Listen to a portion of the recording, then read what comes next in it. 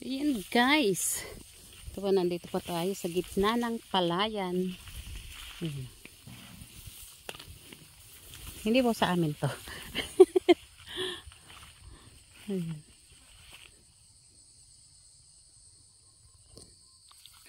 Ang lawak po ng palayan.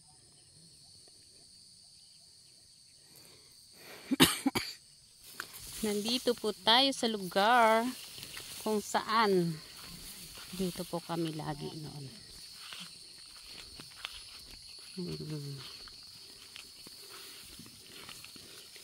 May teenage life. Pakay po. Yan po. Ang ganda ng palay. Yan o. Lawak po yung palayan dito.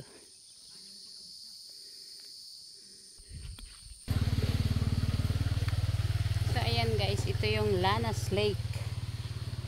Ayan po. Ito yung Lanas Lake. Dati ang dami-dami isda dito, malalaki. Ay. Ayan. Dito no, nangingisda yung husband ko dati. So ayan, dito po.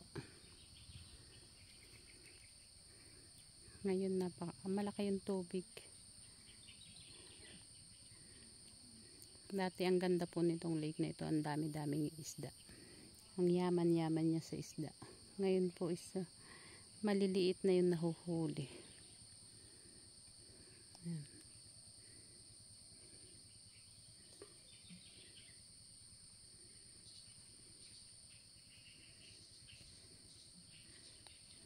The Lanas Lake. Ayan. Dati po ang ganda dito sa tabing ito. Malinis.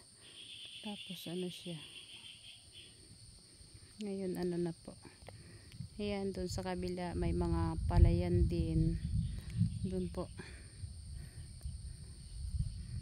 May mga tanim yung mga bundok.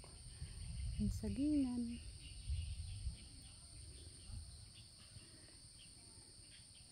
After 24 years bago ko nabalikan to. So napakatagal, ang daming pinagbago.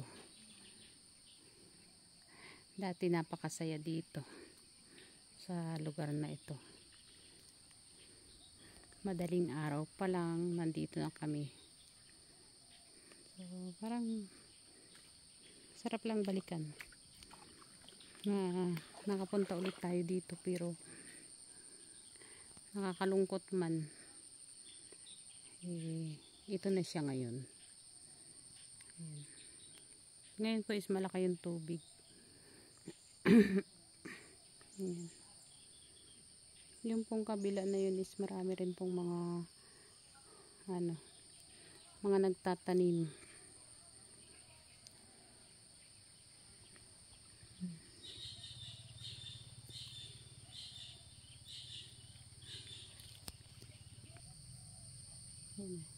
Maliliit na isda. Yan.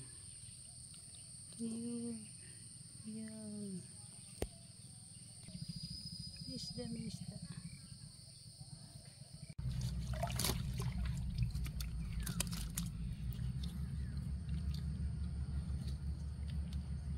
Magkano benta nyo na 1 kilo? Kaya daw kaya to? Kilo. Sundala.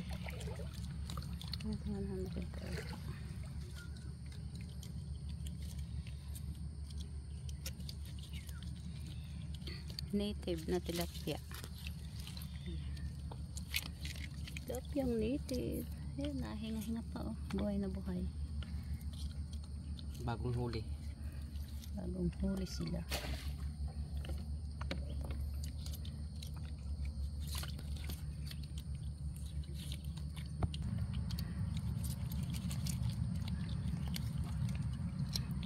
Oh, lumaki siya.